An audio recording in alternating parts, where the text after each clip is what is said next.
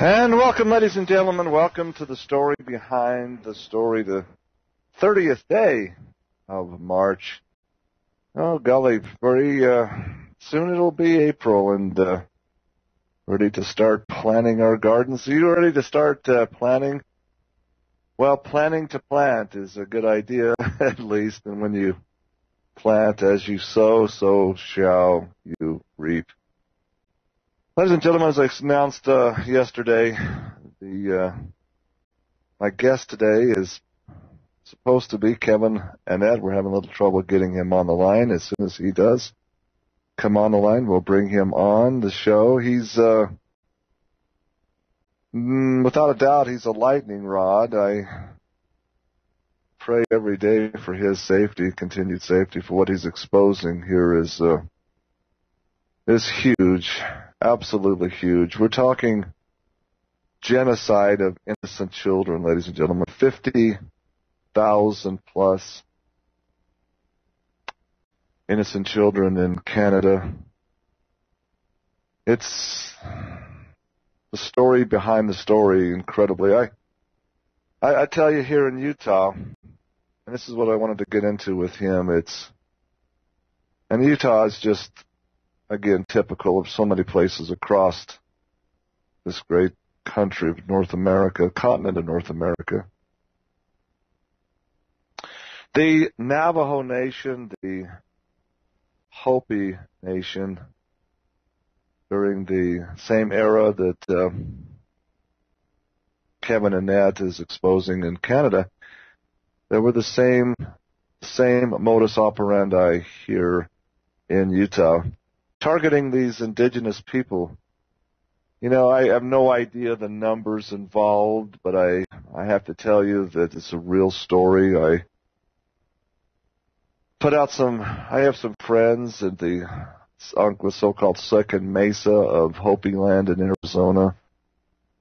I also have contacts in the Navajo Nation. And first of all, just to get anybody to talk about this now is very difficult. They don't trust anybody in the media, whether it's alternative or not. And the reason is very simple. They tried to tell this story in the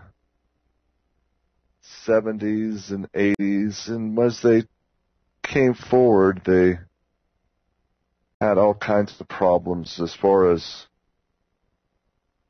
threats, as far as actual attacks of violence, and so they just gave up on it. The story is, ladies and gentlemen, that innocent children were just forced into buses and brought to these, shall we say, Indian schools.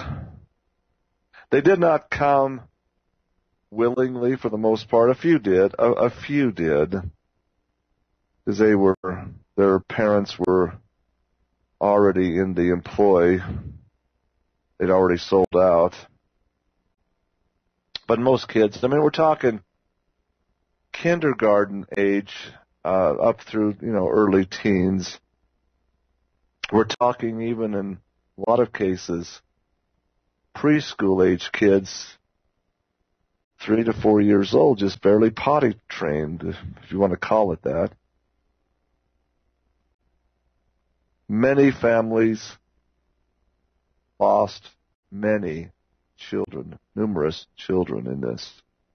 Now there's, of course, a goodly majority that were fine, that didn't really have a problem. They gave shining reviews, and the media, trotted them out in their nice little uniforms, and they were able to say how much they enjoyed it. These are again just for the public media review, and the same thing happened up there in Canada as well. It's funny, absolutely funny, that the same script, the same play acting went on in both places. Well, what I'm telling you and what I'm getting at is I did get some testimony. A couple of people came forward and told me what they had witnessed there at the Intermountain Indian School in Brigham City, Utah. And, golly, what they had witnessed and personally had suffered, it truly does stretch the imagination. And most people would look at that and say, oh, they're just trying to make a story up. Most people would. I promise you I don't. They're describing, ladies and gentlemen, they're describing in great detail satanic ritual abuse. Dark, subterranean basement rooms with pentagrams and candles, and children just just coming into that situation and being threatened, many of them not surviving it. They don't need to do that now, you see. They don't need to prey upon the indigenous Native Americans. They've got too many victims that they're purchasing and buying from places like Cambodia, China, other third world countries. This is what Ted Gunderson was deeply involved in trying to expose. And for his efforts, Ted Gunderson is vilified by a certain group of people that themselves, I submit, are victims of this satanic ritual abuse. See, the media and the Edomite groups that are performing these things, they'll do their best to obfuscate. They'll do their best to point the finger of blame at those who are truly exposing this, trying to, again, ruin their credibility. And that's all it's about, folks. That's all it's ever about. So I'm not sure. Are we trying to get Kevin on the phone? Is he still? I haven't heard anything. Please communicate with me. Is my guest on the line, or you keep trying to get him on the line? He's at that number I gave you. I verified it an hour before the show, so keep trying, please. Okay. So we'll just expecting the phone call at 10 o'clock Mountain Standard Time, which is now. So I hate to go into other topics. There is a lot of other topics. I hate to go into another topic until we'll give them every chance to be online. And there's no communication. I don't even know if I'm even being heard on this station. Come on, you got to give me some communication there at the board. Some type of communication, some feedback. When I ran the story behind the story with live radio, I had a very close friend who would come and run the board for me, and at times I would run the board myself. I need to have communication here in the show because we're just on this live feed. Okay. All right. He's picking up the phone now. That's good. Thank you for the communication. So, all right, looks like we're good to go, ladies and gentlemen. This is again, my guest today is Kevin. No, he is not on the phone. Okay. Well, I don't know unless you tell me. It's a problem with bringing guests on. A lot of times, again, this show is targeted. This show is targeted like nobody else.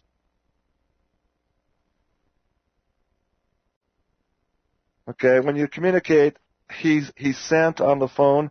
He isn't on the phone. I don't know what you're saying.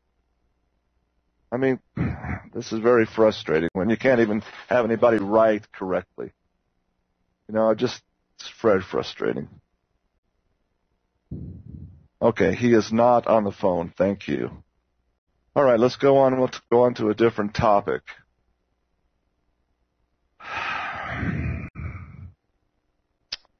Or perhaps just stay on this topic. I know this is important. what's happening, you see, with Kevin Annette's group is kind of taking a page out of Occupy Wall Street. They're taking it upon themselves to occupy Catholic churches across the country. And we're not talking about a major protest. We're just talking about 4 or 5, 6 or 7 going into Palm Sunday, this Easter holiday coming up, Passover Day. And we're just putting the word out about this genocide, this ongoing lawsuit, the legal problems that are facing. I spoke 2 weeks ago about this Vancouver, British Columbia attorney. I wanted to bring this into the discussion with Kevin Annette. The Press TV article was actually now almost 2 years old, last August 20th of the year 2010. This is concerning, again, the ongoing pedophilia charges. The Press TV story was simply a question mark headline, Satanic Priests in the Catholic Church. This is a lawsuit that's going on in Canada. There was an interview with Press TV with Canadian attorney Alfred Lambremont Weber, W-E-B-R-E. We discussed this before. This appears to be a French-Canadian gentleman. His hometown is in Vancouver, British Columbia. And the story, his testimony on this little report is just absolutely stunning. It's reviewing a lawsuit against not the Vatican now. They've tried that and it went nowhere because, again, international law and the Vatican has really incredible protections as far as firewalls from lawsuits. Kind of like the Mormon Church in Salt Lake City. If you want to sue the Mormon Church in Salt Lake City, you better be prepared for a very, very long and protracted battle. And the attorneys that are involved, they better have some assets, some staying power, because they'll be drawn out in 2 to 3 to 4 years worth of motions and filings. So here's this international criminal attorney. He emphasizes in the interview that it's not the Vatican which is being sued here, it's the Diocese of Oakland. The diocese is, my understanding, much like a Mormon stake. It involves a number of independent individual churches. So it's kind of, I think it's 5 or 6 individual congregations that make up a diocese. I don't know the exact number. Could be more, could be less. So this is, again, the question mark. Can you sue a church that has non-profit protection? No, it's not the wrong number. I talked to him before. Okay? I can't communicate by writing, so if you're going to try, if it's ringing, something is wrong, so keep trying, and hopefully he'll be able to answer. Okay? It's, make sure you're punching it in correctly. 250-591-4573, okay?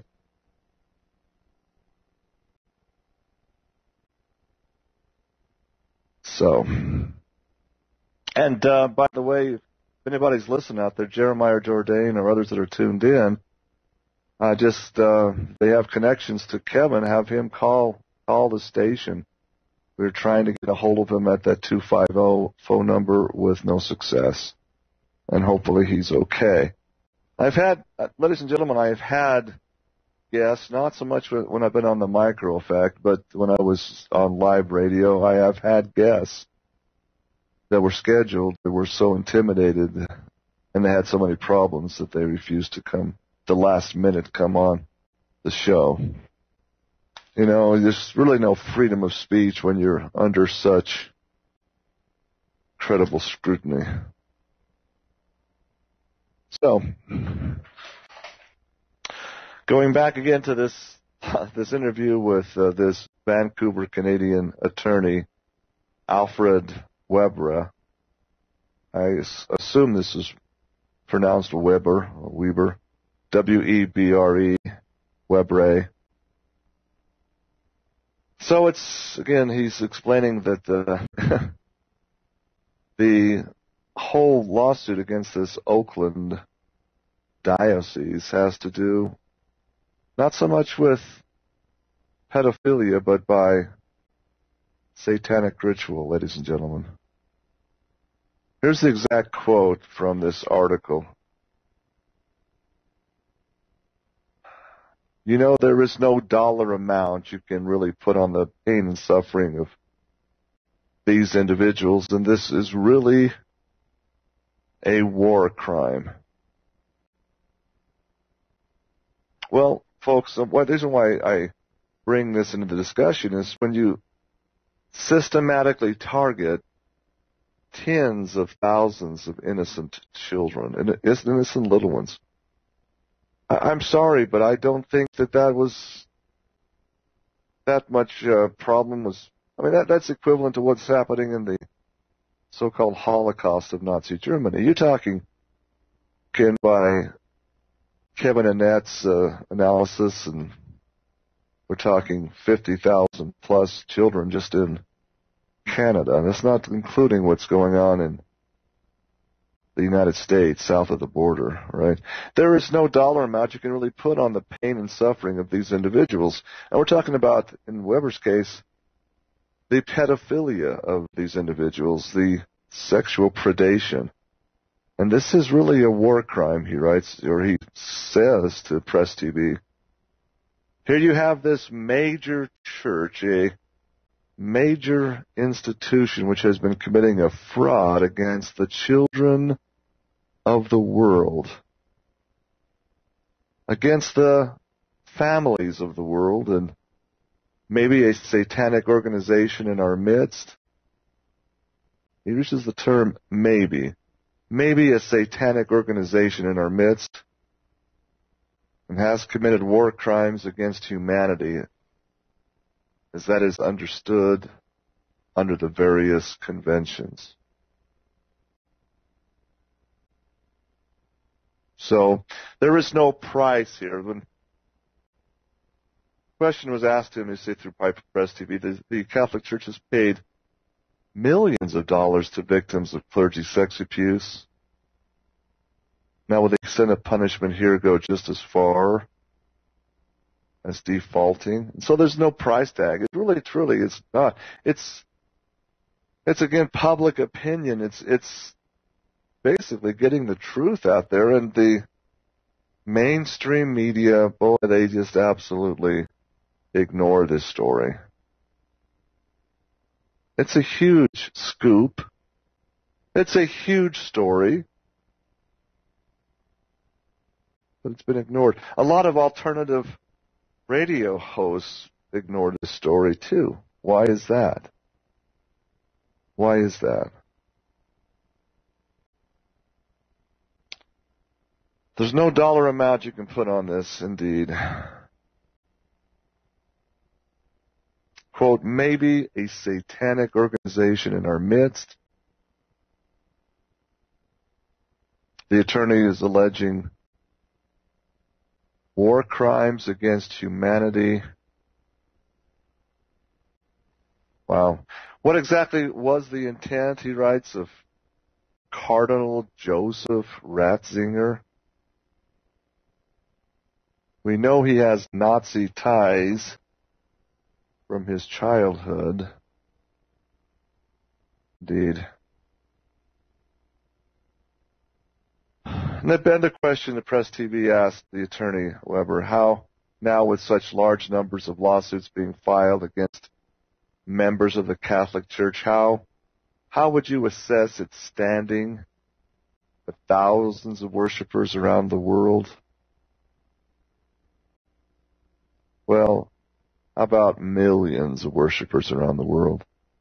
How about millions in places like Mexico? Hundreds of thousands are turning to Santa, Saint Muerta, the saint of death. That isn't a demonic entity. I've never heard of one. So he's asking, how would you assess now the effect of this lawsuit with thousands of worshipers, Catholic worshipers around the world? So Weber's response is pretty straightforward. Well, that's a good question. Because you have a hierarchy that is in serious trouble and does not want to look at their actions. They are hiding behind improper defenses like sovereign immunity. See, that's even what dioceses are saying. Well, we're part of this sovereign nation state. We're above a lawsuit, you see. That it's the state, and it goes back to a decision when they were the Holy Roman Empire. It was the Roman Empire, the Roman Emperor. It was the Roman Emperor Constantine around 300 A.D. that morphed into the Pope.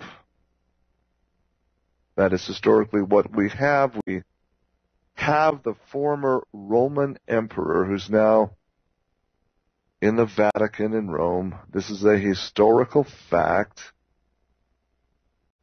And so for a religious and ethical and moral leader to hide behind the defense of sovereign immunity on such a huge criminal prosecution of the utmost moral turpitude is, quote, beyond the pale.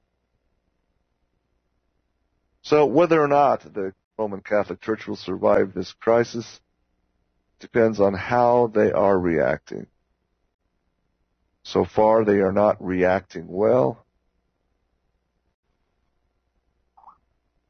Women have come forward.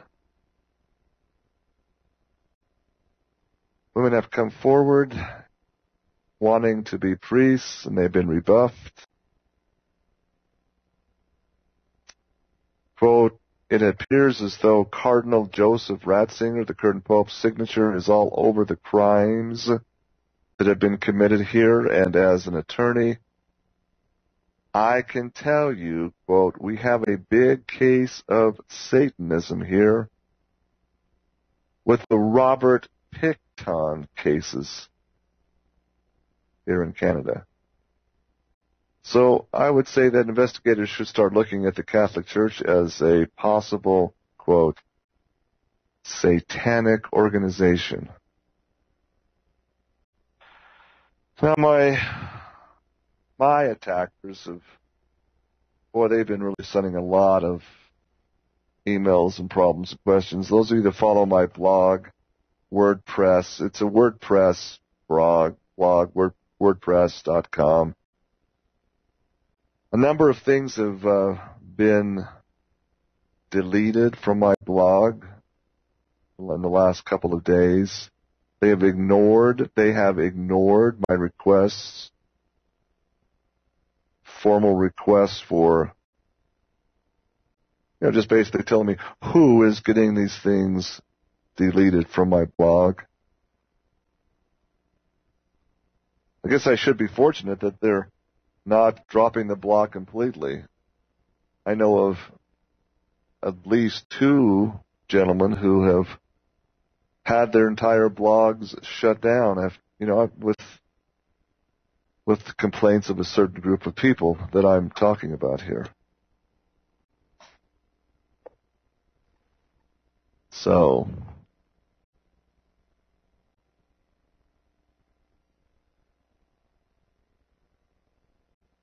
the power. I'm having problems again here communicating.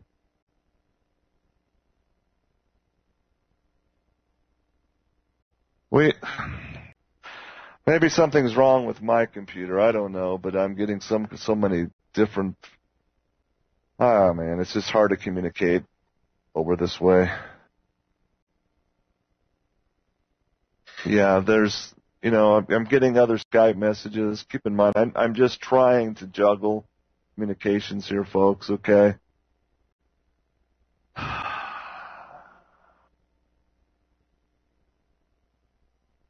Okay, got that one. Hey, we have Dean on the line from New York. Dean? Yeah, Dean, are you with hello? us? Yeah, hear me, I am with you. Good, I apologize. I didn't get that. Something's wrong with my communication, so yeah, you want to make it? Yes, go ahead. Yeah, don't worry about the snafus. It happens, you guys are doing the best you can, all right? Yeah. I appreciate it. I'm a new listener, and you just did a story about Vatican or the Roman Catholic Church, the Pope there. I think Ratzinger just resigned here 2 weeks ago or so. But if anyone's listening who would like a pretty well-researched website where you can learn about how truly evil the Vatican and the Roman Church is, I'd like you to maybe visit this website. It's called one-evil.org, O-R-G. And it works mostly by a gentleman from Australia named Frank O'Collins, a group called Eucadia. And they're doing, I guess Frank was a former Jesuit who got a real, insider look into the organization. And he's been doing research for the past 25 years on the... Okay, Dean. Hey, Dean, hold on, please. We've got to take a break right now. Please stay on the line, and I'm sorry to interrupt you, music. We'll handle this out. Okay, thanks. Again, we got Dean from New York on the line. Trying to get our guest on the line. Still hasn't been able to come on. We'll be right back after these messages, so please stay tuned, ladies and gentlemen. And we're back, ladies and gentlemen. Welcome back to the story behind the story. Yes, our caller today called in, Dean from New York. Yeah, the one-evil.org. Yeah, I just pulled this up during the break. It's right on for the most part. I'm pretty sure. I haven't dug into it deeply. The Vatican Holocaust, 18 million non-Catholics burned alive, acts of evil. Ladies and gentlemen, let me tell you something. You got to remember, we're talking about the Edomites here. Please understand, until you understand that core truth, you're going to miss a lot of the story here. You're just going to miss the story completely. Catholic Church is the origins come again from Constantine. Follow Constantine's bloodline. It comes right out of the loins of the daughter of King Herod Agrippa, which is Bernice, who married Titus of the Roman Emperor. Then it goes all the way into who are the Romans themselves. Follow the trail. Follow the genealogical story, the study of the genes, and you find that they come out of Esau's polygamous marriage. He married a Hittite woman who was, again, the Hittites were those that inhabited the boot of Italy and the Sicilian islands, etc. So understand that's the bloodline. And it's a gene cursing, ladies and gentlemen. They are cursed to be warlike and flat out, they're tied in with their father. Their God is Satan. That's just the way it is. Now, if you miss the fact that the Jesuits are also related by blood to the Ashkenazi groups of again, Vlad the Impaler, that whole bloodline of Eastern Europe that is now known as the Synagogue of Satan, which is called that in the book of Revelations. You see, it's the same group. It really, truly is. It's, to me, when you understand that bloodline parallel that Jesuits and Jews, so-called Jews today, are, again, the leadership, the hierarchy, the controllers are the same bloodline. Dean, thanks for that information. I appreciate it. Are you still with us? Yeah. Hey, if I could just add one quick point.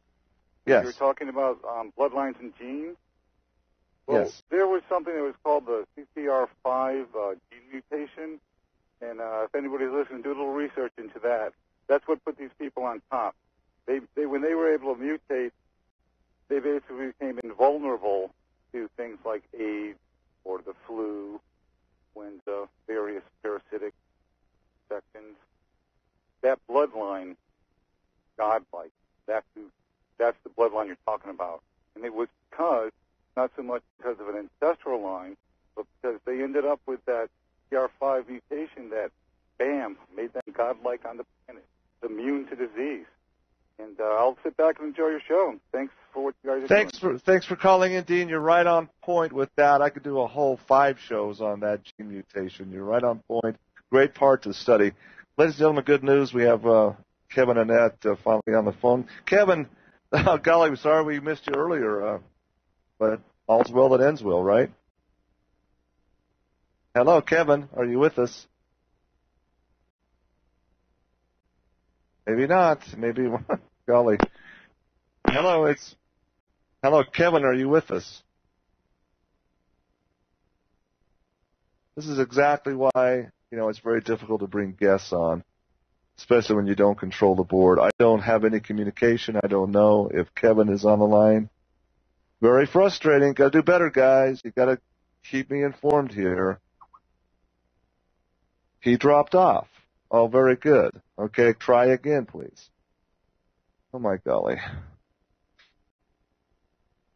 Oh, my goodness. It's hard to keep the flow going when you don't have guests, when you have everything prepared for a 2-hour show. Well, okay, golly, so, yeah, wait a few minutes, I guess, until Kevin comes back on. There's something, I have a very strong suspicion there's something strange going on here. Okay, he's back on the line. Well, good. Hey, Kevin, how are you today? Hi, I'm fine. Can you hear me?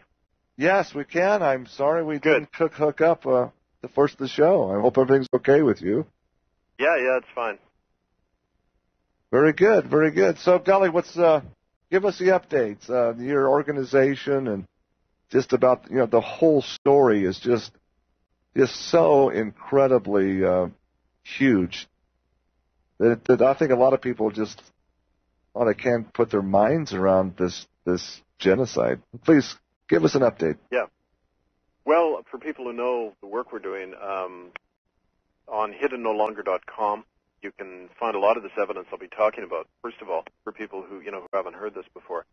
But generally, the next couple of months are really interesting. What's happening is there's 2 things. During April and May, there's going to be church occupations all over the world, people targeting Catholic churches to go in and occupy. And in some places, like in Ireland, they've identified priests who are known child rapers, and they're going to go in and publicly defrock these guys. They're going to toss them out of their church and disrobe them publicly as a way to shame these child rapists, but also to say that the church is not immune from prosecution and exposure on this stuff. Another thing that's really encouraging is there's been a movement developed among clergy in the Protestant and Catholic churches called Not in Our Name, and they issued a statement this month that we posted on our itccs.org site, and it basically says that it's calling on people in the church to leave, stop giving money, to stop owing their allegiance to these churches with a history of child rape and genocide, all over the planet. And it's what's really neat about that is that it's an actual movement within the church, and I think it shows the level of not only discontent, but the way the church is coming apart from the inside out. And there's talk now about the Pope Ratzinger possibly tendering his resignation next month. There's been talk about that. There's a movement among the cardinals to actually depose the guy. So, I think that their backs are definitely to the wall on this stuff, and I think that's all really encouraging. So There's going to be protests starting this Sunday, going throughout the month at all the local Catholic churches. So I really urge people to find out more about that from us and to take action in your own communities. So how many churches do you know?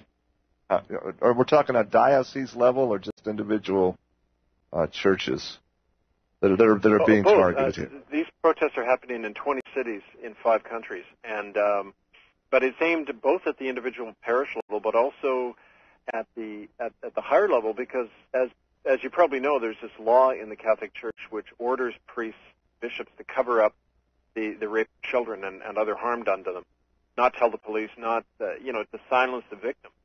And in effect, we're saying to these priests, well, you're committing a criminal act by helping to do that. You've got to choose which side you're on here. Are you going to help protect the church, or are you going to protect children? So there's kind of a line drawn in the sand right now, and so we're trying to get this news out as widely through the grassroots as we can. Wow, yeah, it's a huge problem. I've been following the Jerry Sandusky story, and I think this whole thing with the Penn State and Joe Paterno, a lot of it has to do with the Catholic religion there. Joe Paterno, of course, immediately went to his priests there to see what they should do. I don't know what Sandusky's religious affiliation is, but the Second Mile, this nonprofit group, most definitely seems to be tied to the Catholic Church, just like the story of Boys Town in Omaha, Nebraska. I mean, this is a huge cancer, is it not? It really is, and that's exactly right what you're saying. The web goes very far, and of course it's not surprising. This is the oldest corporation on the planet, the Roman Catholic Church. It was responsible originally for all these crimes, and it's very wealthy. The Vatican Bank can't be audited. It brings in billions of dollars every year. It does massive money laundering. It's very involved in a lot of corporate interests. The pharmaceutical industry, the arms industry, this all has a lot of Vatican investment in it. So the reality is a lot of these crimes they're doing are profitable, and that's why they carry on. One of the things that we found out recently is that from researchers in the United States who are actually connected to various law enforcement agencies, so they've got the means to look into this. They've discovered recently that the child porn industry is linked to Vatican-owned companies. So, about 60% of what goes on the internet is pornography, and a lot of the child porn that goes on has been linked to a number of Vatican companies. They're trying to keep the story quiet, but one of the fellows doing this research is writing a book about it. And, if he survives, a lot of this stuff is going to come up now. So, I mean, it's one of the reasons the police are often loath to investigate crimes because, frankly, they're on the payroll. All the political parties in Italy, including the left-wing parties who are supposedly against, institutionalized religion, they're all funded from the Vatican. That's one of the things I found out when I was in Italy. So, yeah, a lot of these people are tied into this, but a lot more people are their victims and are beginning to speak out. So that's the hope we have. Well, yeah, this is, again, the web not only involves dioceses and the Vatican, or the different arms of Roman Catholicism, but Kevin, I want to get your ideas of what I've found myself, because I'm, as an ex-Mormon, one of the things that really drew the ire on me in the Mormon Church was, again, I had these people coming forward, not just one or two, over a dozen, with the same story of ritual abuse as children, being a victim of pedophilia, but in a satanic ritual setting. And okay, when you start really pressing the leadership, when you start trying to be an advocate for these victims, because I personally believe them completely. This was back in the late 80s, early 90s, Kevin. I received such incredible death threats, such hostility, such anger. Finally, I was excommunicated for apostasy, for even daring to believe their stories. Right? And so I see what's happening here with these victims of pedophilia when I see your story of the genocide of these poor Indian children, it's all part of the same network, I got to tell you. Yeah, no, I agree with you. Like, I began to, when I first began to learn this stuff 20 years ago, I went through the same experience, not just being ostracized, but having to drop my own illusions about society and the churches and that, and realize, you start to you either have to go under and kind of just give up, or you have to start opening your eyes and questioning everything that you were ever taught. And a lot of more people are doing that now, because they can't deny the evidence. When millions of children are systematically harmed and killed and tortured, and then the whole thing is covered up with the collusion of every institution in society, you realize that this isn't just random abuse, it's a whole system at work. And we have to challenge that system and not go along with it anymore. So I think that's, what I've learned personally. Well, it helped me come to Christ. You give up a false institution and you find again the historical, the truth of what Jesus Christ was fighting about in the Gospels. He calls a little child up in front of the group and he blesses him and said, "Look, he that harms one of these little ones better than a millstone hung around his neck." And that rings and resonates so deeply in the soul. It's not a matter of religion.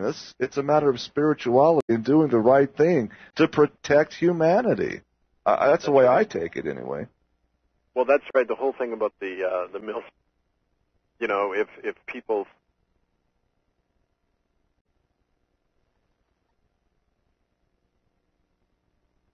Hello? Hello, did we lose you?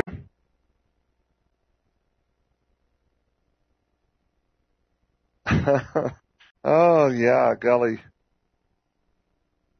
More communication snafus.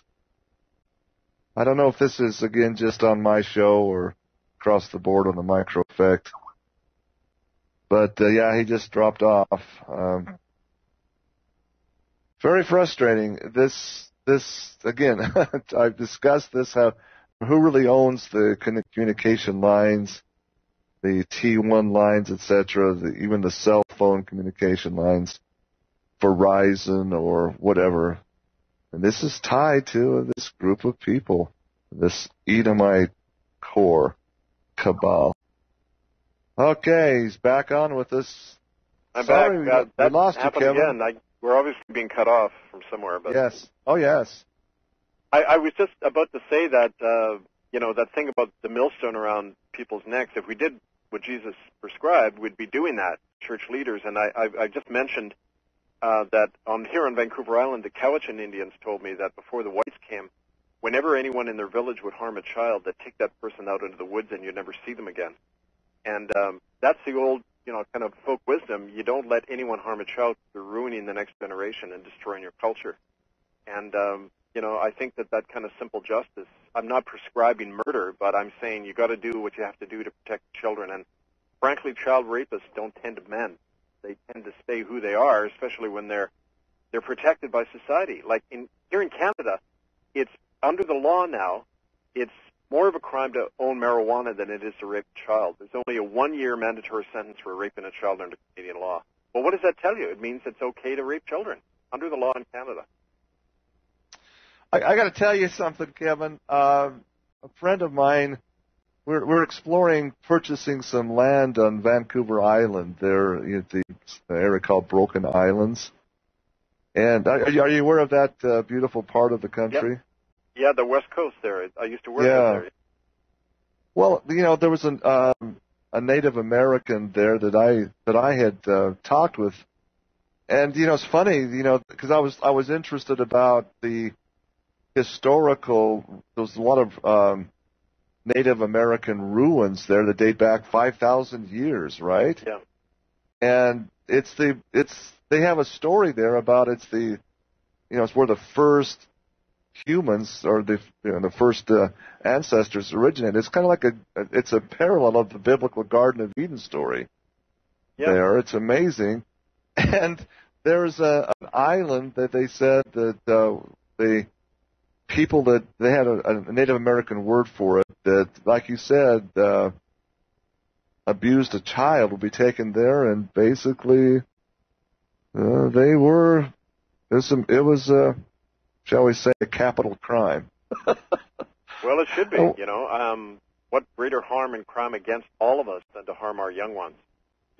Any animal knows that. Any animal will die to protect their young, but humans, for some reason, we get brainwashed into these slaves who can't even lift their hands to protect their own children. I mean, to me, it's mind-boggling. And mentioning the Indians here on the West Coast, they also had a tradition, the New Chalmers people, who we call the Nootka, out in Port Alberni, where I had my church. They told me that long before the whites came, they had a vision, and Jesus came and warned them about the coming pale people who would speak in his name, but who would not really understand the real essence of his teaching. And so the Indians here had a whole relationship with Christ before the whites ever.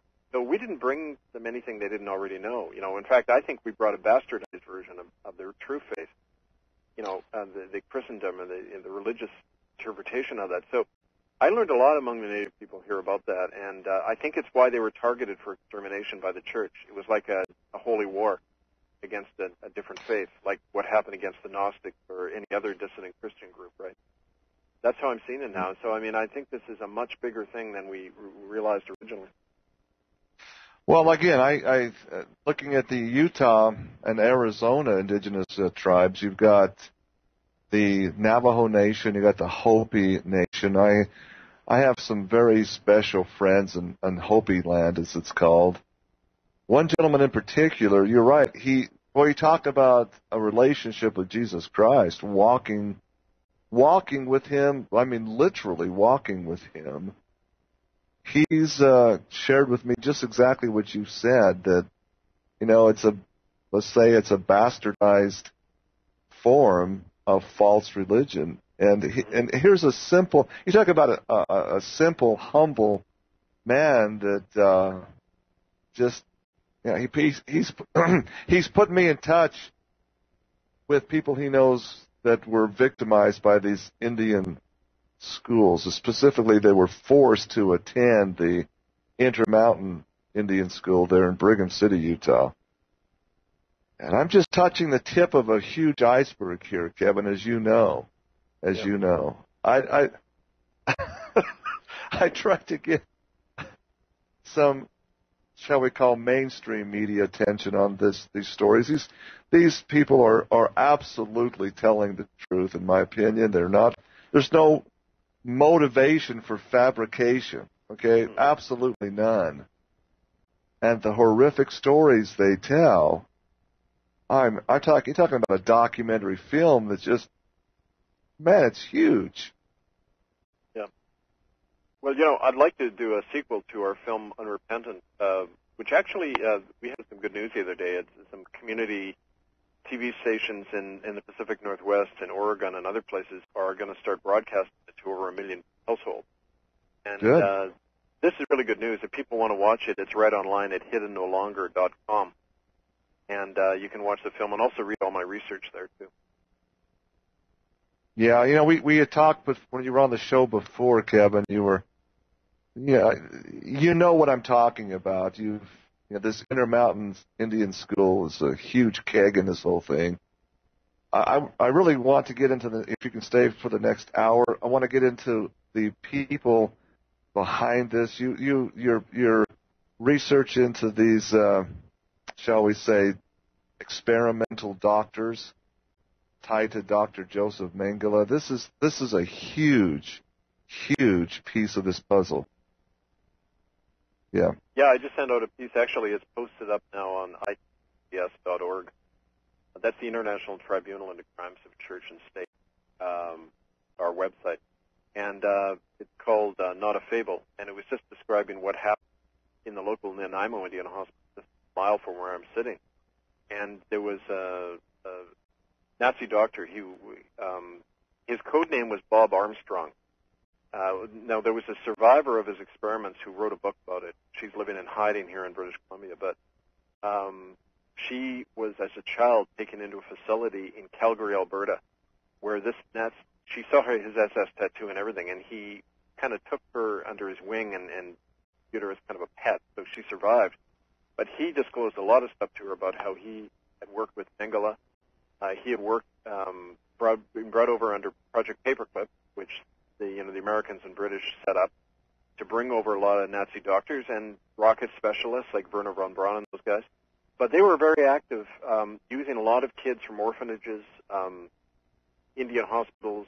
The Catholic Church provided a lot of people, young kids to them. And they were being used basically in a lot of mind control research, drug tests, and finding ways to break down the human personality. And, using techniques that I believe they're now using on the general population to keep us numb and dumb. But this was happening all over the Indian hospitals. We tried to access the records of the Indian hospitals in Canada, and the government shut down. They officially sealed all of them in 1999, right after we held our first public tribunal into this stuff. So, all of the evidence is there. We were just walking on the grounds of the Nanaimo Hospital last night, and they've got it barbed wired, surrounded, military patrolling there. But from what we could see, a lot of the remains are still there. And a woman who came with us who is very psychically aware of stuff, she said, yeah, there's graves all over the back there. I can hear the children crying. I can see blood flowing in the pipe. She saw children being experimented on. It's really horrible. But, that's the reality of what's on here. And I think it still goes on, and we just can't see it in a lot of places. Okay, not a fable, ladies and gentlemen. Indeed, they want you to believe it's just a big myth and a big bunch of hooey. Let me tell you, it's not. Let me tell you, Kevin. You talk about Joseph Mengele. Well, he set up shop here in Utah under the name Dr. Greenbaum, ladies and gentlemen. Greenbaum, as in a great name of Ashkenazi Jewish descent. That's who he really is, Joseph Mengele, Dr. Greenbaum. He's Edomite completely and totally. Don't go away. You're going to want to hear the second hour of the story behind the story. And my guest, Kevin and Annette. What an incredible, brave story here. Don't go away. We'll be right back. And welcome back, ladies and gentlemen. Welcome back to the story behind the story. My special guest staying through us the second hour, Kevin and Annette. Again, I apologize for the snafu for the first hour, Kevin, but let's just jump right into this incredible story because, man, I tell you, talk about a tip of an iceberg here. Wow.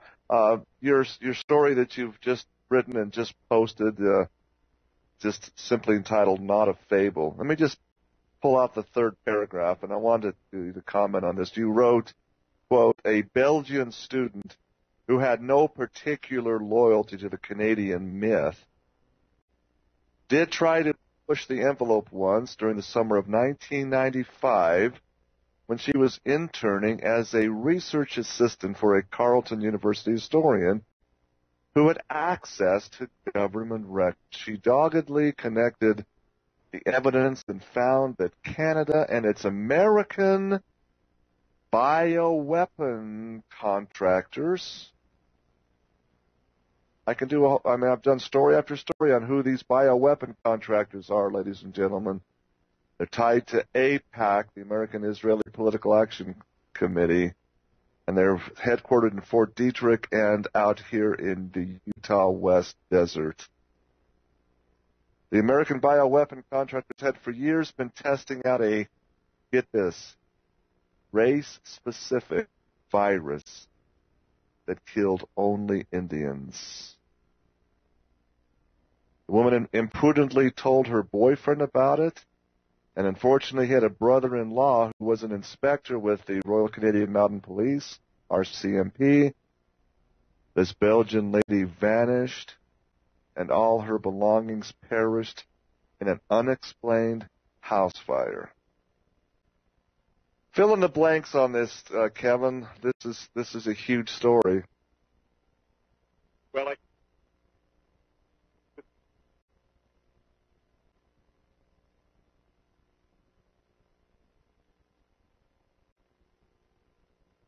public.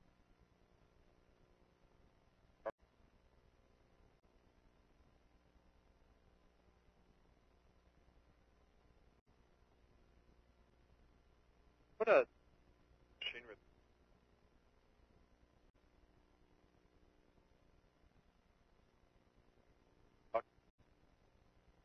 but it definitely went on. And like I say, it was part of that. She stumbled across information in the National Archives in Ottawa. And I went in there myself, and I was, after about an hour, I was asking, because I kept asking them, well, why is information about research now classified? Why didn't anyone see it when you could? They wouldn't answer that, and they basically told me I wasn't welcome. But they're definitely concealing this research, and it involves exactly what she uncovered, which is that, as you know, that there are being attempts. It's part of the whole eugenic agenda. You wipe out certain groups, how they can do it biologically, genetically. They've been doing this research since at least the 1950s, and it got really perfected in the last years. So, not surprising at all. It's something, of course, that the government and these corporations failed to conceal. They were using the churches as a source of children. Well, that's incredible, because when I read this piece that you sent me, my jaw dropped off the floor, because it's exactly what I've been uncovering here in Utah. The connections I've done report after report after report of what's going on in the biological arena out of Fort Detrick, Maryland, and out of Dugway Proving Grounds here in Utah. And you have to test these bioweapons. You have to have guinea pigs. You have to have them. And so here you have the same doctors showing up in Utah as you do up here in Canada. You've got Greenbaum, Mangala. This is exactly what I'm hearing about the Intermountain Indian School in Brigham City. There were many children that were given shots. They said they were, just typical vaccinations, but many got sick with strange things. They were quarantined, and then others got sick and died, and there was just all of these stories of genocide testing. So here's the same thing being found. And funny, they refer to it as Division or Project X, and you're talking here about Section Y. I mean, come on, X and Y. Is there a Section Z? I wonder. I don't know. There's just too much coincidence going on here, Kevin. Yep. Oh yeah, it's again, we're touching different parts. The big glacier, if you like, however you want to describe it. But I think people have to realize that it's ongoing. It was all designed to create a nation of slaves, how to create mind control. It's done in water, it's television and the internet, and I look around us now, and the proof is in how dumbed down people become. We can be standing out in front of churches with concrete evidence that children are being harmed there, and people even people who are socially aware about other things. It's like there's a disengagement, critical awareness, their capacity to act. That's a symptom, and I've worked in psychiatric folks. That's a symptom of people who are extremely drug associated, and that's definitely going on, and we have to consciously fight against that all the time. You're right. People that are say going against the places that test animals, the PETA group. There's a lot of people that I know personally that'll just march for protest for animal rights, but when you talk about what's going on about this, they just their eyes glaze over and they go into kind of a, shall we say, an ostrich in the sand, head in the sand approach. Well, I don't had that get experience with. I was in New York just a few weeks ago, and I spoke to the group at Occupy Wall Street, and I've spoken to the Occupy group in Toronto and Vancouver as well. And each time the reaction of these young kids is the same. Oh, child rape. Oh, well, that's not our issue. Like, why wouldn't it be your issue if you're concerned about all these other injustices? That to me is I don't understand that association people have. I mean, it's more than just fear on their part or something. Definitely some manipulation of. Well, yeah, I've done story after story about the Occupy Wall Street crowd, who funds them, who pays their bills. It goes back to, again, the very same groups we're talking to expose here, George Soros and the rest of them. It's they want to institute class struggle, and anything else is off limits, and then flat out. So in a way, the Occupy movement. No, I'm talking about the leadership.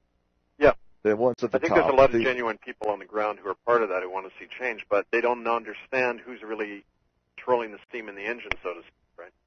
Exactly. There's a lot of people that just think, well, it sounds right. I want to protest. I'm part of the 99%, and so they're being manipulated, and as are everybody really. The big secret, the big Achilles heel, is the Satanism, the satanic ritual going on in the highest levels of these so-called religious organizations. And you got to get a handle on this, ladies and gentlemen. I mean, absolutely. If you ever want to really bring change, full honesty and openness, you got to just realize the manipulation going on here. This is the whole purpose of the radio show, Story Behind the Story. So let's talk about this Gustav Meyer character. What can you tell us about that? Well, that was a pseudonym I used, but he was definitely an SS doctor. The woman who was a survivor of his experiments told me confidentially that she's seen pictures of Mengele and she thinks it might be him. He was tall, dark-haired, very striking looking. Definitely had like a German barbarian accent, and so again, like as you say, Mengele was in Canada. He was in the early 1960s. He was Woodstock, Ontario. He was working for a hospital. And what was interesting about, I'll call her Gail, this woman, survivor of the experience, she actually contacted the Canadian government in 2004 demanding compensation for what had happened to her. There was a sergeant from the it's called the NIS, National Intelligence Service. It's the military intelligence wing of the Canadian Army. He came out and sat with Gail and her husband, and he brought records. He was sympathetic to her, and he said, everything you've said is true. I found records describing this Bob Armstrong guy. He was definitely an SS doctor. And he said, are you sure that he was doing the actual tortures? Like he was, if people can stomach this, he was taking blowtorches and burning flesh off living beings to study the effect. This was on children. He was chemical experimentation and torturing them. See the limits. If you want to look at the human brain and how it acts under trauma and terror, again, military application to see how to control soldiers in combat. And this NIS inspector, the Sergeant Gassot, said, are you sure he was doing the experiments? Because according to the records in Ottawa, he ran the whole program across Canada. This was happening in a number of hospitals. He was senior in the administration. And they said, yeah, he was definitely doing that. So he came back. He said, I'm going back to Ottawa to find out more about this. The next week, they get a call from the Sergeant Gassot, and he says, we never had this conversation. I never met you. Goodbye. And don't ever try pressing this issue because you won't ever get anywhere with it. So he was turned off like a light bulb, but, for whatever reason, threatened or whatever. But he at least confirmed that this guy existed, and he was senior in the program in Canada. So this isn't just some random Nazi who was working. He was running the whole program. And that, to me, suggests what you're saying. This is institutional. This was organized from the government, like from the top. Here's my part of this story for you. Okay, when I began interviewing these victims myself in the late 80s, early 90s, I was doing so in conjunction with the editor of my local daily newspaper, the Daily Spectrum, in Cedar City, Utah. We began to really compare notes. Warren Anderson was this editor's name. He was doing a huge story on what is called the Process Church, because there were links to Utah, there were links to Canada, New York. The individuals involved were deep into government, both UK, Canadian, and American governments on mind control studies. Okay, the Process Church was linked to the Manson family. Charlie Manson was basically being experimented on. It was all tied to the Hollywood institutions of the film companies. This is a huge institutional situation. So Warren Anderson said, well, let's have an interview with the University of Utah psychiatric, I think it was some kind of a dean at that time, Dr. Coral Hammond. Dr. Hammond had a huge file. Now, Dr. Hammond had wowed the whole psychiatric community when he delivered at their convention. I think he was one of their keynote speakers.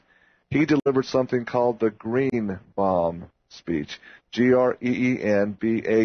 Kevin, you got to pull it up on the internet and read the Green Bomb speech, okay? All right.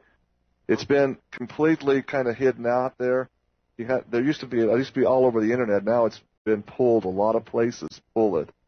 Dr. Hammond gave me an interview, and he said, what I'm saying now is shaking me to my roots because I know that Dr. Greenbaum is Dr. Joseph Mengele, and he had all the pictures to prove it. Now, shortly after my interview, I asked him, well, this is huge. This is Pulitzer Prize-winning journalism to expose this. He said, well, he gave his speech, the Greenbaum speech, and suddenly, let's say it graphically, all hell broke loose for him. Dr. Hammond was basically forced to shut his mouth. Nothing more was said.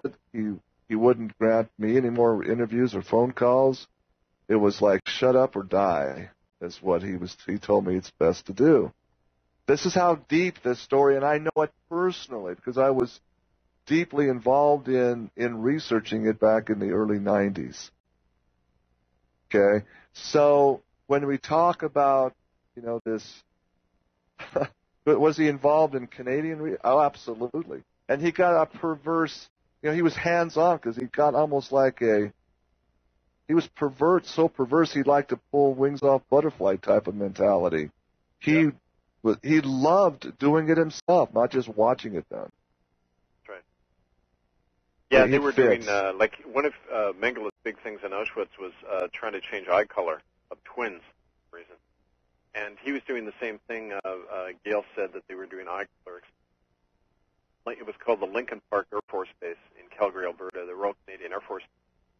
She was there between 1956 and 58. Then, after one of the military guys that were there, he spilled the beans. The military man who did it disappeared. They just got rid of him. But they were afraid that the word got out, so they dumped all the corpses and the evidence. They poured cement into the underground facility and then bulldozed the entire place. And now it's a housing site. Calgary, they just buried all of this stuff. But she's got a lot of the evidence in her book. And I quote this in my book, her story. People can read it online. It's called Hidden No Longer, Genocide in Canada, Past and Present, and it's online at hiddennolonger.com. My goodness, the pieces are starting to fit together. I just posted yesterday this video. It's an hour-and-a-half video on Satanism in Hollywood. It's tied in, ladies and gentlemen. When you're talking about individuals that, let's be very, very graphic here, channel in demonic entities to their bodies. They're talking about high-level demonic possession. This also is what Mengele was experimenting in, according to the victims I've interviewed. How to bring in multiple personalities to individuals. Not only that, but then how to seal them off into what's called altars and to bring these entities to play as needed. This was part of the whole U.S. military studies on how to create a super soldier, how to create the ultimate so-called Manchurian candidate. This is absolutely true. It's happened, and it's above top secret. So wow, what do we as people do about it? Because it affects everything we do today. It's because it's part of their utopia new world order, folks, to get everybody to mock time, to lockstep, to be totally mind controlled here. Well, I think that one of the first things people do is not only become aware with the information, but withdraw your support, withdraw all of your energy. Like the whole system operates like kind of a spiritual parasite on us, drawing our energy out. It feeds off our energy and our attention. So we withdraw from that, stop participating in their system at every level. We reestablish in our own communities this, and one of the, what life is supposed to be about. And one of the things that people have started doing all over the world is, in terms of the child abuse in the church, for example, they're saying to the local police that if you don't arrest these people, we will. We can perform citizens' arrests on priests we know have harmed children, and they've started to do that. In Wexford, Ireland, they've actually gone into the Catholic Church, and this local priest is a notorious child raper, and the police have protected him for years. And they did that. They about a month ago, they went in there and they defrocked the guy. They disrobed him in public and said, "You're not the priest here anymore." And he's not appeared again. He was so shamed publicly that he never showed up again. So that's the kind of action people can do, and so we get over our momentary sense of fear or whatever. But keep in mind what's at stake if we don't act. It's our children who are going to die from this, and other children. So I think we got to be prompted by that all the time, and realize that we withdraw our energy from this system because it's living off us and it's destroying all of us and the planet. Well, very, very well said indeed. Okay, so the ongoing efforts of exposing it. See, that's you got to have credibility in this. As I've gone down this trail of breadcrumbs, so to speak, every once in a while you find a whole loaf of bread. Okay, and when you follow down this path, well, there are people that are in place to guard the trail, so to speak, and you got to be aware of that, don't you, Kevin? Yes, absolutely. Indeed. So, when are you looking at doing a full book on this subject, or another documentary film, or? Yeah, both of the above. I'm working a new book, and we're doing a documentary. The thing is, I've got I travel a lot now because there's such a response happening all over the world. And I'm going back. I was just down in New York, but I'm doing a West Coast tour of the U.S. over the next few months, and then I'm going to Europe to work. We're working with groups there that are bringing charges against the Pope, Joseph Ratzinger, groups all over Europe, and so we're, I'm doing a lot of that. So part of that tour, I'd be happy to come over to Utah, and maybe we can talk about doing that sometime. Well, yes, we had a tour of that Intermountain Indian School in Brigham City. There's people, that have gone there. It's trespassing to go in, but it's not all, razor wired off. You can go into some of those buildings, and it's real popular for the young kids to go down there and have their little, mini seances, bring a Ouija board in or whatever. It's getting quite a reputation as being, the place to go on Halloween, I got to tell you, that place has got some dark energy. It's very, very dark, depressing to me personally, walking in there. You go on YouTube and just type in Intermountain Indian School, Brigham City, Utah, haunted. You'll see all kinds of videos. Some of them pretty much on camera shows a demonic spirit there. Yeah, well, right? That's the first step we have to do. We have to document all of this stuff, stick it on YouTube, write about it, and bring together the survivors and the eyewitnesses. That's a full-time job, just doing that. Well, I went down and actually contacted a number of Navajos that friends knew had come forward decades ago, and they actually filed lawsuits. So I want to see if they would re-energize their accusations. Yeah, I was just flat out told to shut up and get away and not bother them. Yeah. There's a lot of fear in the Native world, definitely. But on the other hand, in the U.S., there was just a major lawsuit brought for the first time against the Jesuits by a group called the Tamaki Law Firm in Washington, and they sued the Jesuits for the crimes in their Indian boarding schools in South Dakota. They won a settlement, but of course it wasn't so much about the money as going on record finally that the Jesuits were responsible for setting up these schools in the first place. They were the ones, not only setting it up, but keeping them open and covering up these crimes. There was a case of a woman called Clarita Vargas in Washington who, in 1971, witnessed a Jesuit priest burying a newborn baby alive under the floorboards of the church. And this woman went to and her lawyer went to the local police. They wouldn't do anything. They even went to the FBI, and eventually the FBI told them that they couldn't investigate and do exhume looking for the remains of this child without permission of the Catholic Church. I mean, since when do you go to the suspected serial killer for permission to dig under his house? But that's what they do when it comes to the church. So that kind of shit we have to confront all the time and say, why are the FBI colluding, with the Vatican and covering up their crimes? Good point. The FBI did this. Yeah, they wouldn't investigate. You just look at who Robert Mueller is, okay? And again, it goes, I hate to say this, but it really does stem out to your bloodline research. And folks, I'm telling you, the so-called Mormons, the Latter-day Saint Church, from the very beginning of Brigham Young, I know this for a fact. He had constant communication with the Jesuit general at that time, a guy named Peter de Smet, who also was active in your neck of the woods up there in Canada. Mm-hmm. Peter de Smet, Albert Pike of the high-level Masons, which are B'nai B'rith, which are, again, controlled by the Jewish Kabbalah. It's all the same group of bloodlines, ladies and gentlemen, and you've got to remember, they put on the cloak of Christianity as they need to, but ultimately they are of their father, the devil. These are Satanists, and these are hardcore Satanists. Mm-hmm. They're just hiding behind the sheep's clothing, in my opinion. Your comments? Well, yeah, that's there was even a case of that here on Vancouver Island.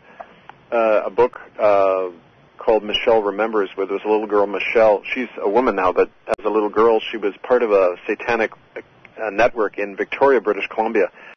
And now that's the capital of BC. It's right on the tip of Vancouver Island, near the Puget Sound, and it's one of the satanic capitals of the world. Geneva and Victoria, British Columbia, they're on the same kind of energy grid or something, and there are a lot of satanic covens there. And she claimed that in a Catholic church in Victoria there was satanic rituals going on all the time. She was born into a satanic family, and they used her in these rituals. And she says that there was a lot of police and political protection for the satanic cult, and they were doing the usual kind of thing, a child sacrifice. She said they were definitely bringing in Indian children from the local Catholic Indian boarding schools, the United Church schools, for these ritual sacrifices. So yeah, and she says it's still going on today. Of course it is. I went on a Alaskan cruise last summer with my wife, and one of the ports of call was Vancouver. We went in and took a tour of the city, and I'm not sure whether it's the Capitol building or whatnot that was lit up with all those lights. There was like 6,666 lights. Mm-hmm. It was just amazing that they had that number 6 all through that lighting structure. Yeah. Are you aware of anything like that? Oh, there's symbology like that all over the place. All the official buildings in Canada have Masonic symbolism. It's like when I was in London, England, the Bank of England. The City of London, for people who don't know, like the Vatican, has no jurisdiction. Nobody, it's a separate legal system altogether. The Queen has to ask permission to enter the City of London. And at the center of the City of London is the Bank of England, and all over the side of it is this Masonic symbols and everything. So, yeah, it goes back, to Roman times, Roman Catholic Church, right? And you see that again in the government offices all over Canada. Yeah, I didn't have a time to walk the grounds, but just seeing hearing the story of the architecture of the people that were the architects themselves of all these government buildings were very, to me it just it rings of cronyism, of specifically doing something based around the number 6. Yeah. Even to the point of lighting it up, and the lights equal 6 all the way through it. I just thought it was kind of interesting. Yep. Wow, so much, ladies and gentlemen. We're going to focus in the last half hour again on what's happening the next 2 weeks with this movement. My guest, Kevin Annett, doing incredible work of just exposing the truth here. This is what we're all about, fighting the war on error. This is the story behind the story. This is the Micro Effect Radio Network. Please stay tuned for the final half hour. And welcome back. Welcome back, listeners. The Nanaimo Indian Hospital, so-called, in Canada. We see this incredible story written by my guest, Kevin Annett. Let me just give another paragraph, read it, and just dig into this in our final segment. And I read, quote, but the SS doctor, we're talking Nazi SS doctor, was under, quote, major contract as well with NASA and the U.S. Army, both of whom paid him handsomely to, quote, probe the limits of human endurance to pain and how it affected the brain's capacity to function in combat. This is why it's military, okay, and why it's part of NASA. U.S. soldiers guarded his grisly slaughter of, quote, patients at the Lincoln Park facility where he'd burn kidnapped children and transients with chemical agents and blowtorches until their flesh peeled away. They all died, of course, save one eyewitness who lives in hiding today, but who has who wrote about the nightmare. This guy is a.k.a. Major Bob Armstrong, but I'm telling you, ladies and gentlemen, it all fits to me with experiments and talks that I've had with Dr. Hammond and others.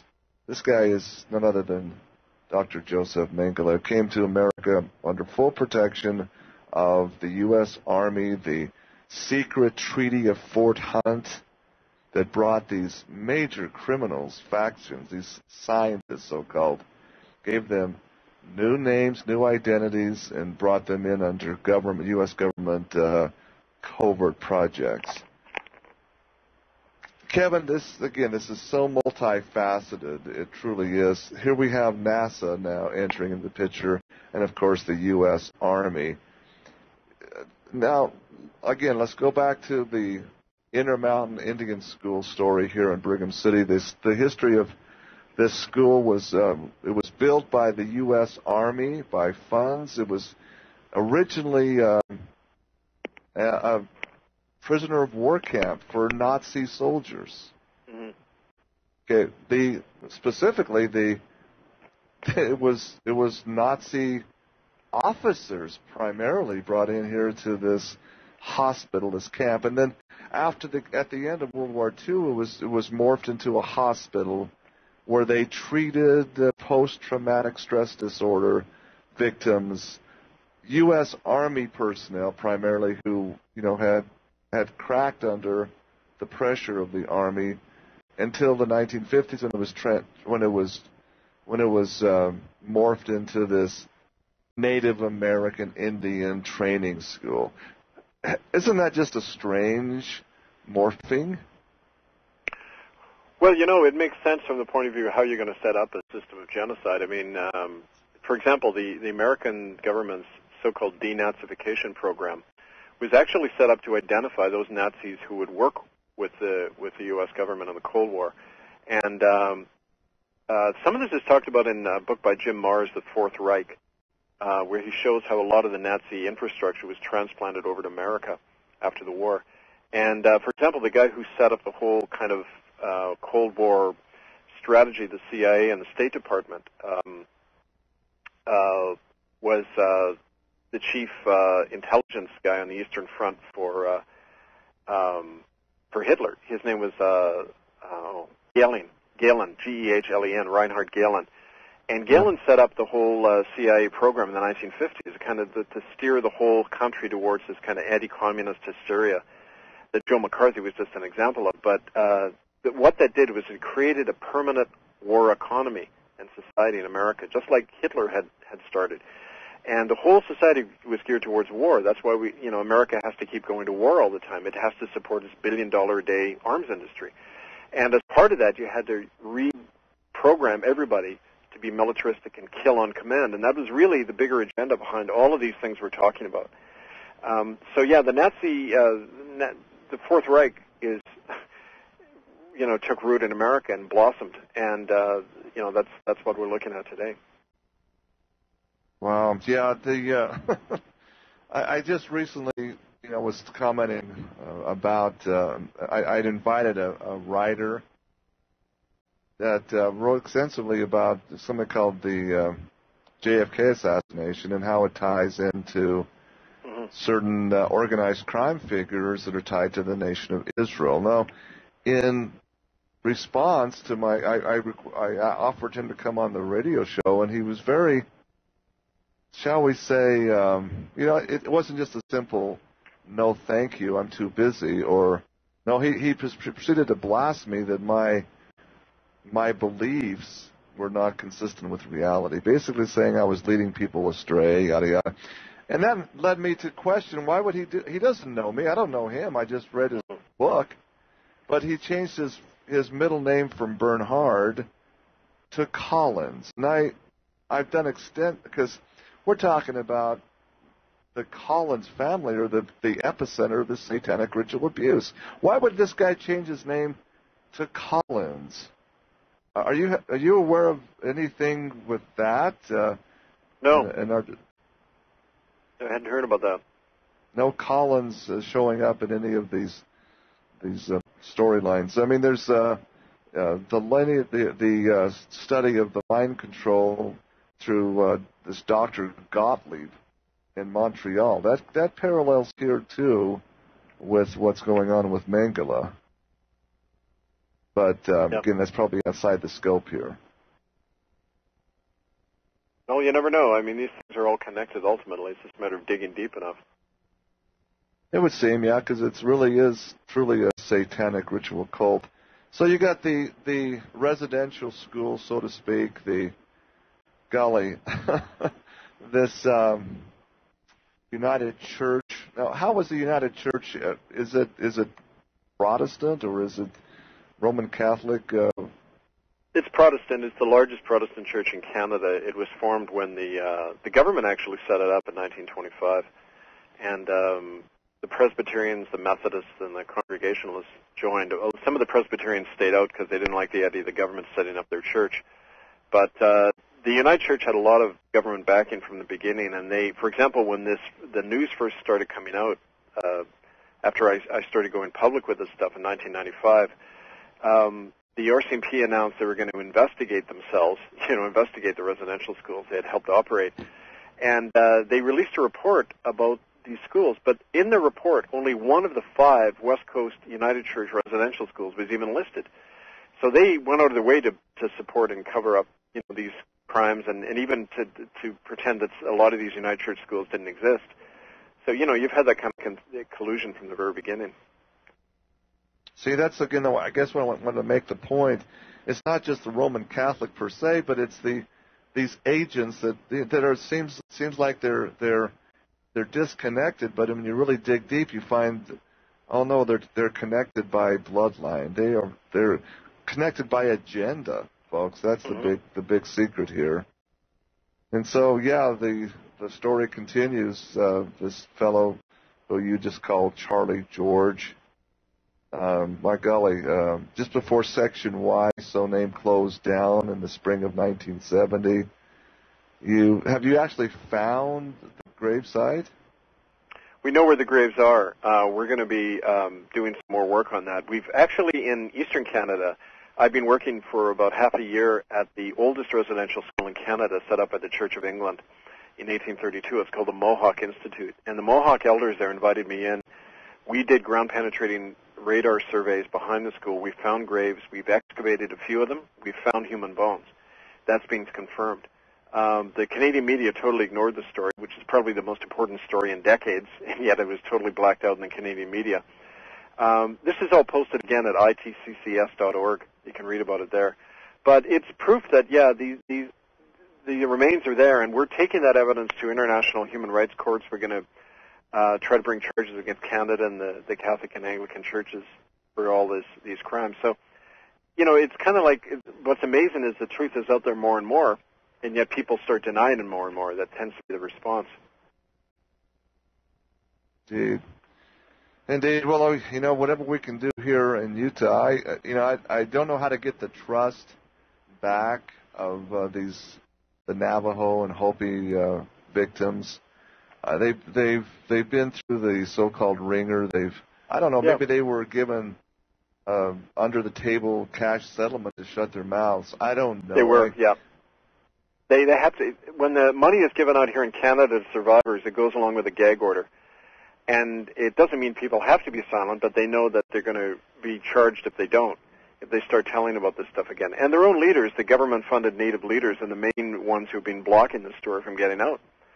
So there's a lot of collusion right in the Native world itself about this stuff. And, on top of which it's really difficult to talk about these things when you know that it can happen to you again, right? As a Native person, you're just on the radar screen all the time and can disappear and nobody cares, right?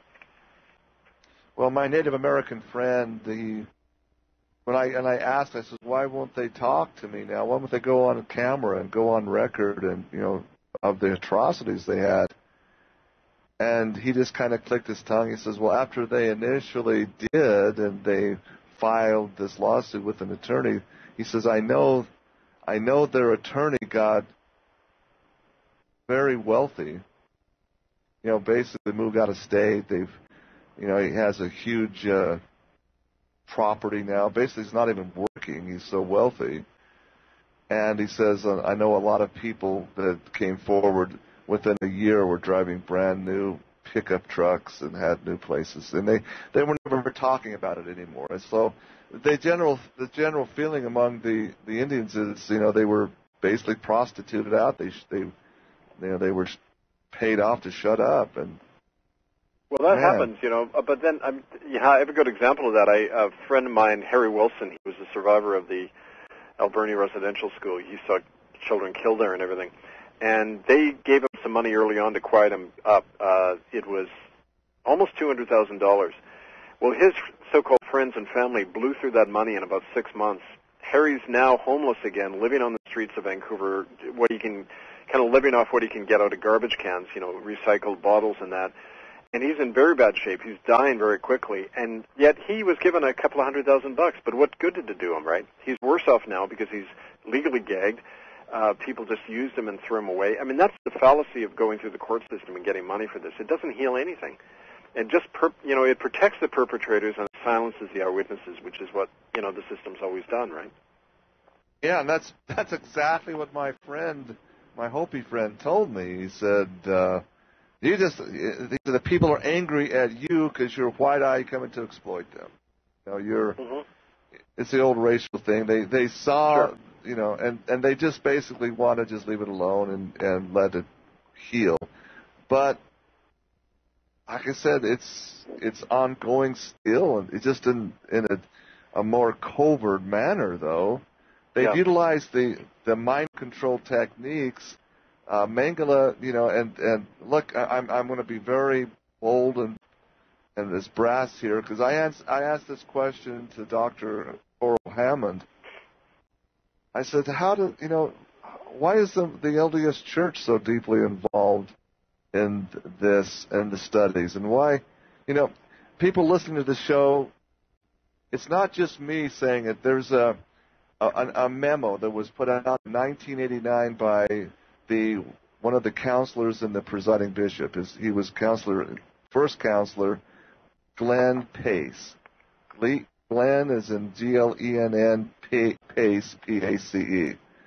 Just Google it up. You can find it now. It's preserved on a number of websites.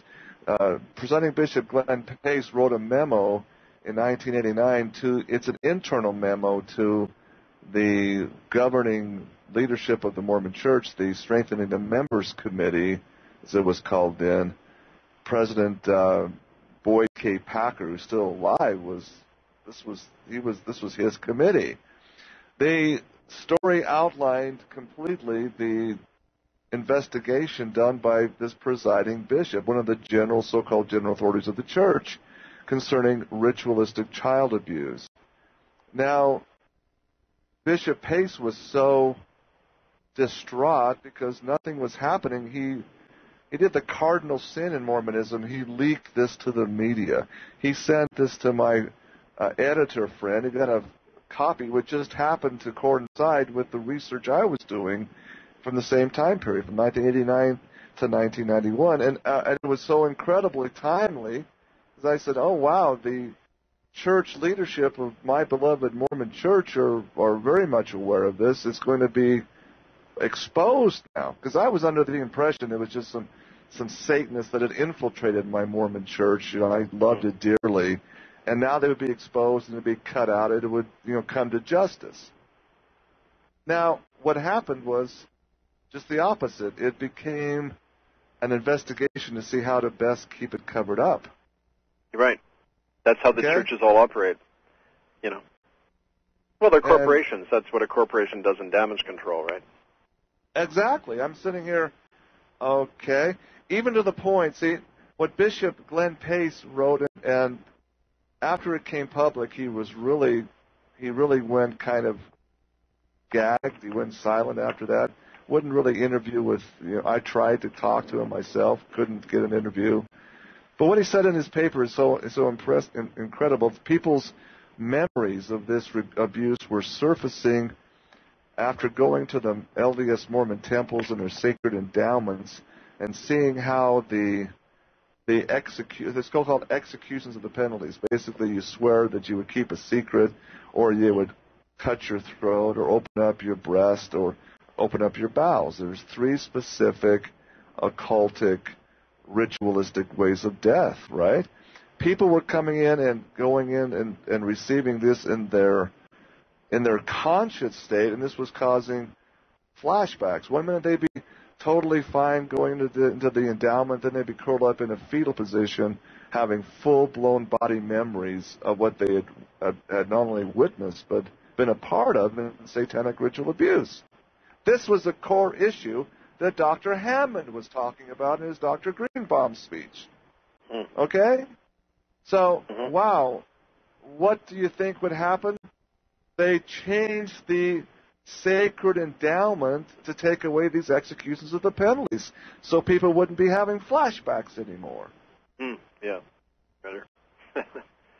Yeah, and then of course the governor at the time issued a blue ribbon panel, just like the 9/11 Commission, to really dig deep into this, and all they come up with was this is all planted memories by corrupt professional psychiatrists that were trying. It's an all big anti-Mormon, anti-Christian conspiracy to manipulate people's minds. They put the shoe on the other foot.